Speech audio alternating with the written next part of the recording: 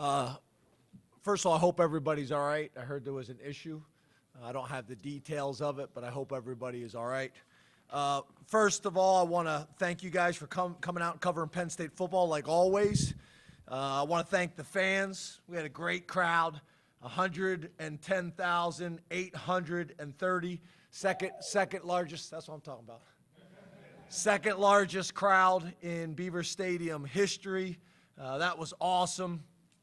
When you look at the game, I just thought we played really good complementary football, offense, defense, and special teams. Obviously, our defense played a suffocating style of D, and we're able to get turnovers, and we're extremely ball aware. But the other thing is, again, we didn't turn the ball over on offense either. Special teams, I thought we did a really nice job. Obviously, their punter is special. He is a phenomenal punter, so that was challenging. He put us in some tough spots, especially rolling to your right, which to me, whenever you go against a rugby punter and they roll to the right, the punt returner is going to cheat and work that way. Well, then he started kicking it diagonal across the field. I don't know how you really defend that, and then he got the roll. So that was impressive on their part. Some kind of interesting facts. We only allowed 76 yards in the entire game. That's the 10th fewest in school history. Iowa only had 4 first downs in the entire game, 4th fewest allowed in Penn State history. Offense had 4 scoring drives of 10-plus plays, which also went hand in hand with a possession time of 45 minutes and 27 seconds, which I've never seen before. We've scored 30 or more points 11 times in a row now. That leads the nation. Nittany Lions have also scored in 28 straight quarters. That's the longest streak in the country. So just a ton of stuff to be proud of. Won the turnover battle. We know how important that stat is. We did not win the explosive play battle, but I do think we grinded that game out, which when you're playing a team like Iowa, you can't get bored of grinding it out. Going for it on 4th and 1 3 times, picking it up. We got our third down percentage better in the second half than the first half. But their style of defense, they're going to make you grind it out in the run game. They're not going to give up big plays. They played soft in the secondary and kept everything in front of them. So would we like to be more explosive? Yes. But I don't know if necessarily that was important in this game the way it played out.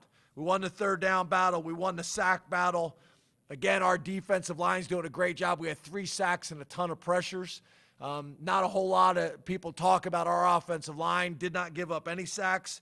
That's huge as well. We tied the penalty battle in terms of number, but not yards. We lost it in yards. And then field position battle, their punter dominated that stat. So, there's some quick facts for you. But again, I appreciate everybody coming out in a less than ideal weather situation, which also magnifies also our ball security. So again, appreciate everybody being here. I truly do, and I open up the questions. Start with Mark. James, you mentioned the explosive plays or lack of them. You also have very few turnovers. Is there a direct correlation between maybe not taking as many shots and limiting the turnovers? Because obviously it's working for you. Yeah, I don't know if there's a correlation.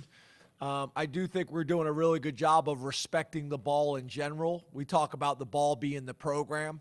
When the other team has the ball, we're not happy about it. We're trying to get it back and do everything we can, and we've done a good job of that with turnovers. And then when you're carrying the ball, whoever it is, you're carrying the entire program and everybody's hopes and dreams with the program in your hands. So, make sure that we're doing a great job in terms of ball security, in terms of high and tight.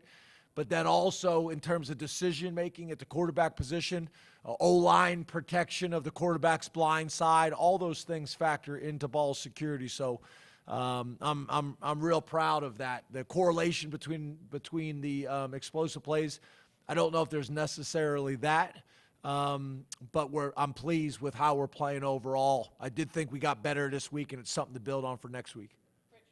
James, how would you describe the job that Manny is doing with this particular group, and what makes this defense as good as it is? Well, Manny's doing a great job. He really has done a really good job of coming in, really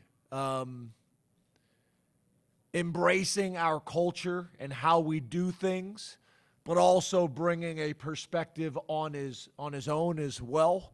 The staff has a ton of respect for him. Our players have a ton of respect for him. We put a priority on athleticism. There's probably a few bigger defenses, but we are athletic and we're quick and we're fast and we're explosive. And we're playing more consistent gap sound defense. And, Manny's doing a great job from a big picture leadership perspective, but then also just getting everybody to understand how do you really play defensive football and what it takes.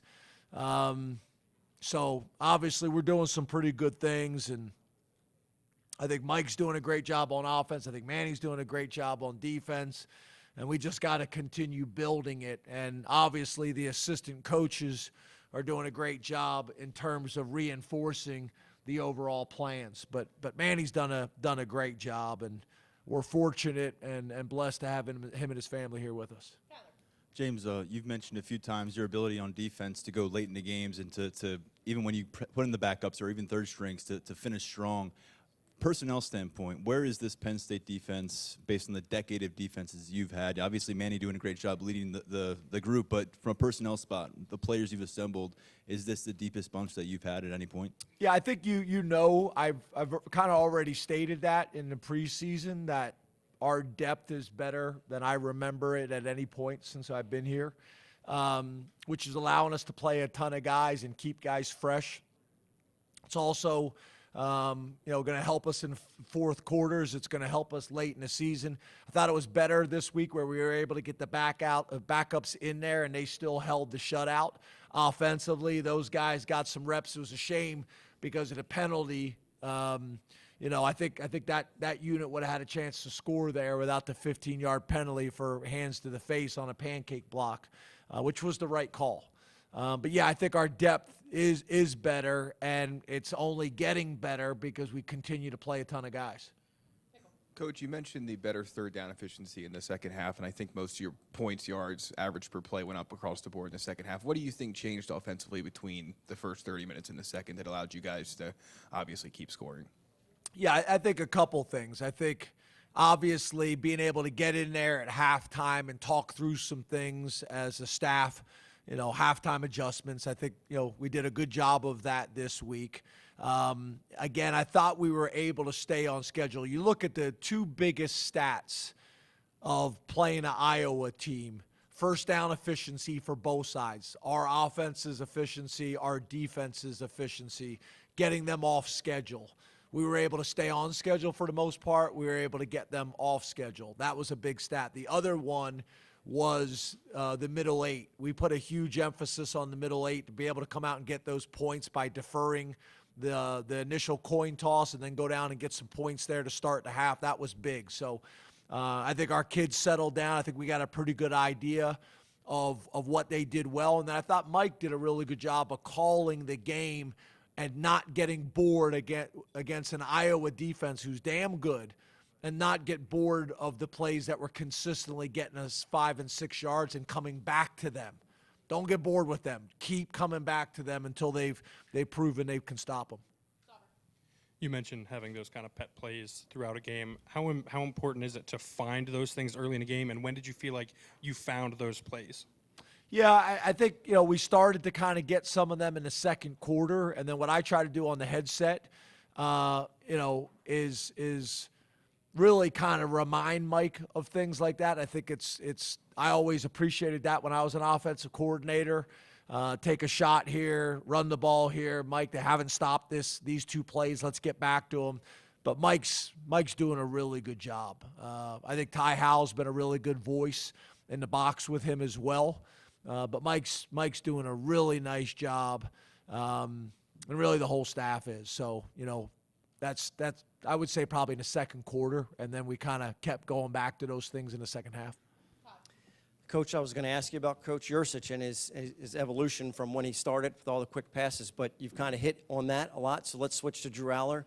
What was more impressive, kind of the zip of the ball or the accuracy? Had short touchdown passes, but he's fitting it into tight windows, so he's not only making good decisions, but the accurate throws to get the 6 points in those in the red zone. Yeah, and we had some drops that I don't think we normally have, but with the weather conditions, those things happened. We got to be better there. We got to continue to work the wet ball stuff, but yeah, I thought Drew did a really good job of managing the game. It's not just the offensive line; it's also Drew and the running backs from a protection standpoint, making sure that we're getting our 5 blockers on their 5 most dangerous rushers. And then there's times where Drew's doing a good job of getting rid of the ball and throwing it away. Sometimes that's as big of a play as anything because it would have been a 6-yard sack and he throws it away, and you either give yourself another down to pick up the first down or you reserve the right to punt, which sometimes that's the right thing to do.